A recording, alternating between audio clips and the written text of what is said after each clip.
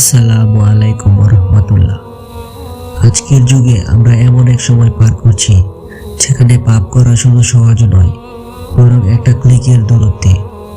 স্ক্রিনে স্ক্রল করলেই হারাম, গীবত, অহংকার, পরনিন্দা সবকিছু আমাদের চোখের সামনে চলে আসে। কেউ ভাবে না প্রতিটি লাইক, প্রতিটি মন্তব্য একদিন আল্লাহর সামনে হিসাব দিতে হবে। এই সোশ্যাল মিডিয়া আমাদের সময় খাচ্ছে, মন খাচ্ছে, আর ধীরে ধীরে ইমানকেও দুর্বল করে দিচ্ছে। সোশ্যাল মিডিয়া এক অদৃশ্য ফাঁদ। শয়তান এখন চেহারা বদলেছে ভাই। দেখো একটু, এটা মজার, ওই ভিডিওটা ওপেন করো। এভাবেই সে তোমার সময় আর মন দখল করে নেয়।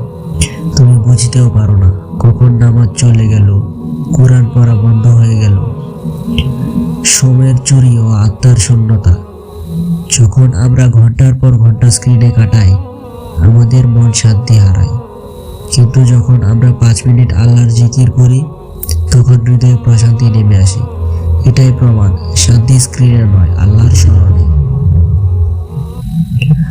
রাসূল সাল্লাল্লাহু আলাইহি ওয়াসাল্লাম বলেছেন, চোখ হলো হৃদয়ের জানালা।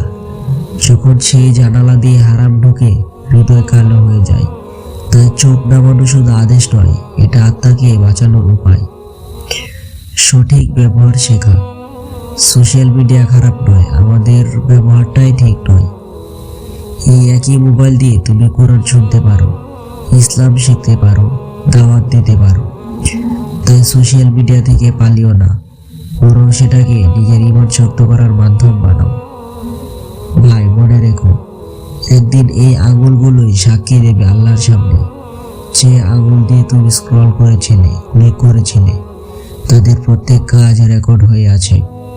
তাই আজ থেকেই শুরু করো, অর্থহীন কন্টেন্ট বন্ধ করো, নামাজে ফিরে যাও, আর সোশ্যাল মিডিয়ায় এমন কিছু দেখো বা শেয়ার করো যা তোমার জন্য পরকালে নূর হবে। আল্লাহ আমাদের সবাইকে হেদায়েত দিন, সঠিক পথে থাকার তৌফিক দিন। আল্লাহুম্মা আমিন।